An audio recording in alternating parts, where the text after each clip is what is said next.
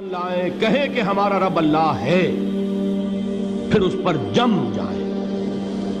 ان پر فرشتوں کا نزول ہوتا ہے، نہ کوئی غم کرو نہ خوف، خوشیاں مناؤ جنت کی جس کا تم سے وعدہ کیا گیا تھا۔ اللہ کی ربوبیت پر اطمینان جب انسان کو ہو جاتا، میرا رب اللہ ہے، ربی اللہ، انسان کے لیے نہ کوئی کھٹکا، نہ کوئی خطرہ، نہ کوئی خوف، نہ کوئی حزن۔ جو کچھ ہو رہا ہے کس کے اذن سے ہو رہا ہے؟ اللہ کے اذن سے۔ اللہ کے اذن کے بغیر پتا تک نہیں ہلتا۔ یہ کوئی اندھا بہرا مادہ نہیں ہے جس سے مجھے کوئی خوف ہو۔ اندھا بھینسا چلا رہا ہو اس سے تو ڈرنے کا ہر انسان کو ڈرنا چاہیے، نہ معلوم کس کو ٹکر مار دے۔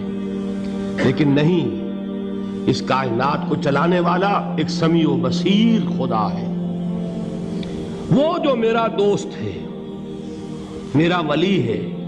اللہ ولی الذین آمنوا یخرجہم من الظلمات الی النور۔ اللہ اہل ایمان کا ولی ہے، ساتھی ہے، پشت پناہ ہے، مددگار ہے، حمایتی ہے۔ بتائیے جسے یقین ہو جائے کہ اللہ میرا مددگار، اللہ میرا محافظ، اللہ میرا پشت پناہ، اللہ میرا حمایتی، اس کے لیے کوئی خوف ہوگا؟ اس سے کوئی ڈر ہوگا؟ میں مثال دیا کرتا ہوں ایک بہت سادہ پنجاب کے دیہات کی۔ وہ بڑا چودھری ہے اور کوئی غریب کسان ہے۔ اس غریب کسان کے جانوروں کو ہر وقت اندیشہ ہوگا چوری کا، کوئی میری بھینس کھول کر نہ لے جائے، کوئی میرا بیل کھول کر نہ لے جائے۔ لیکن جس کے بارے میں یہ سب کو معلوم ہو کہ وہ جو بڑا چودھری ہے وہ اس کا دوست ہے، اس کی بچیا کو کوئی خوف ہوگا؟ اس کی بھینس پر کوئی ہاتھ ڈالے گا؟ اسے کوئی اندیشہ ہوگا؟ نہیں۔ کیوں؟ کہ وہ بڑا چودھری، بڑا اس کا یہاں کا سردار، جاگیردار، سب کو معلوم ہے وہ میرا دوست ہے، کوئی میرے خلاف اقدام نہیں کر سکتا۔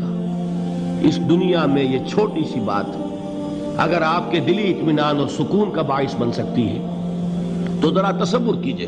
میں لفظ تصور استعمال کروں گا صرف اس لیے کہ اس کا ہم جس کو کہتے ہیں ادراک اور شعور کر نہیں سکتے، اگر کے ساتھ کر سکتے۔ اگر یقین ہو کہ اللہ میرا مددگار اور یقین ہو کہ اللہ ہر آن میرے ساتھ ہے، پھر کوئی خوف؟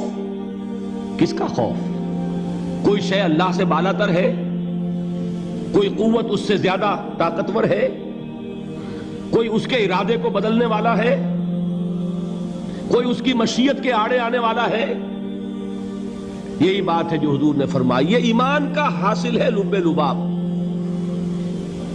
کہ دیکھو اچھی طرح اس بات کو ذہن نشین کر لو، اگر تمام انسان مل کر تمہیں کوئی نقصان پہنچانا چاہے نہیں پہنچا سکتے، مگر جو کچھ اللہ نے لکھ دیا ہو، اور تمام انسان مل کر تمہیں کوئی نفع پہنچانا چاہے نہیں پہنچا سکتے، مگر وہ شے جو اللہ نے طے کر دی۔ آپ پھر میں کہوں گا ذرا طاری کیجئے، اسے فرض کیجئے، اسے سوچئے۔ اگر اس حدیث پر ہمارا دل ٹھکا ہوا ہو تو کسی سے ڈر ہوگا؟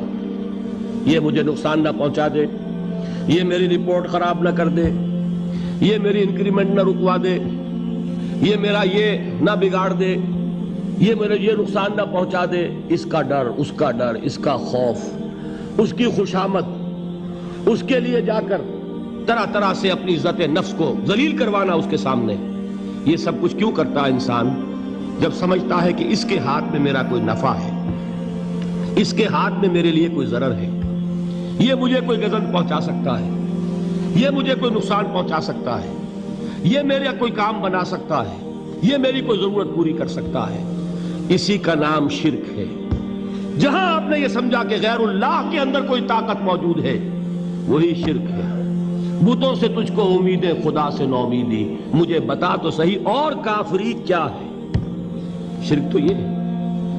جس پر بھی تمہیں یہ خیال ہے، کلمہ ہے یہ کلمہ سوم، لا حول ولا قوت الا باللہ، ذرا اس پر دل کو کبھی اگر آپ تصور کریں، پھر فرض کریں، دل ٹھک جائے اس پر، کوئی طاقت نہیں۔ یہی بات تھی جو شیخ عبد القادر جیلانی رحمۃ اللہ علیہ نے اپنی وصیت میں اپنے بچے سے کہی. 11ویں دینے والے ہیں، لیکن حضرت شیخ عبد القادر جیلانی کی وصیت اور تعلیمات کو کتنے لوگ ہیں تو جانتے ہو؟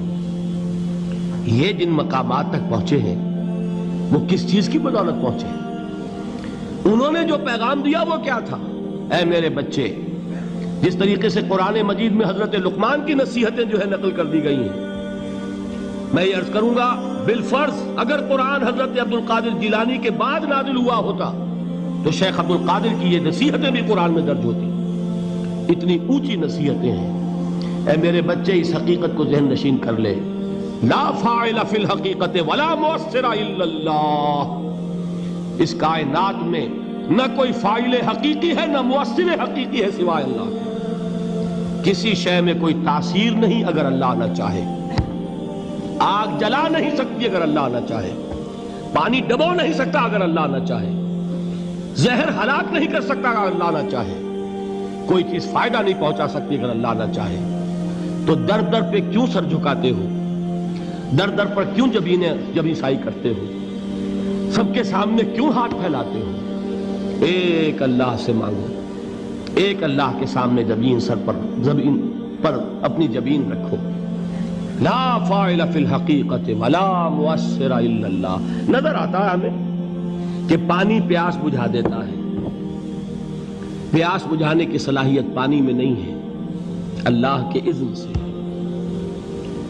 کھانا بھوک مٹا دیتا ہے. بھوک مٹانے کی صلاحیت کھانے میں نہیں ہے، اذن رب میں. دیکھیے یہی یقین تھا.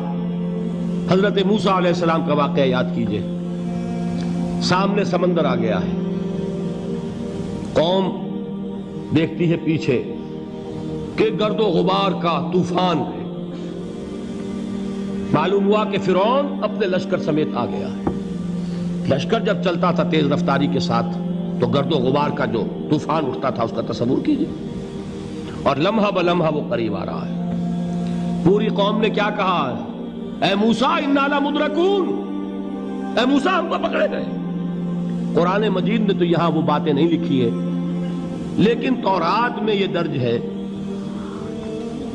کہ بنی اسرائیل جھگڑنے لگے، دست و گریبان ہو گئے موسیٰ کے ساتھ. موسیٰ ہمیں یہاں مروایا لا کر، اس سے تو ہم ہی بہتر تھے. وہاں کھانے کو ملتا تھا، زندگی تو تھی، بیگار ہم کر رہے تھے، موت تو نہیں تھی. اب جو کچھ ہوگا اس کا تصور کرو، جس طریقے سے ہمارے ٹکڑے اڑائے جائیں گے. تو لڑ رہے ہیں حضرت موسیٰ علیہ السلام سے. یہ تورات کی تفصیل ہے. قرآن میں صرف اتنا آیا ہے، پریشان ہو کر انہوں نے کہا انا لمدرکون. موسیٰ ہم تو پکڑے گئے. اس وقت موسیٰ کا جواب کیا ہے؟ کلا ان معی ربی سیہدین. نہیں، میرے ساتھ میرا رب ہے، وہ راستہ دے گا. بتائیے کہاں راستہ نظر آ رہا ہے؟ یہ ہے ایمان بالغیب. راستہ نظر نہ آئے تب اللہ پر یقین ایمان ہے. جیب میں پیسے ہوں اور تب دل کو اطمینان ہے تو ایمان کس پر ہوا؟ پیسے پر، اللہ پر نہیں. جب وسائل و ذرائع نہ ہو اور پھر یقین ہو کہ اللہ مسبب الاسباب ہے، وہ اسباب کا پابند نہیں ہے، وہ اسباب کا محتاج نہیں ہے، اسباب اس کے محتاج ہیں. اگر یہ یقین ہے تو اللہ پر ایمان ہے. یہ نہیں ہے تو تمہارا ایمان اسباب پر ہے، وسائل پر ہے، ذرائع پر ہے، مادیات پر ہے، اللہ پر نہیں. اس وقت کہاں راستہ تھا؟ کوئی راستہ تھا؟ سمندر ہے اور ادھر سے لشکر آ گیا ہے. کلا ان معی ربی سیہدین. اب دیکھیے ایمان کہہ دینا آسان ہے، ہوا معکم اینما کنتم. جہاں کہیں بھی تم ہوتے ہو اللہ تمہارے ساتھ ہوتا ہے. لیکن اس کا یقین قائم ہو جائے تو زمین و آسمان کا فرق واقع ہو جائے.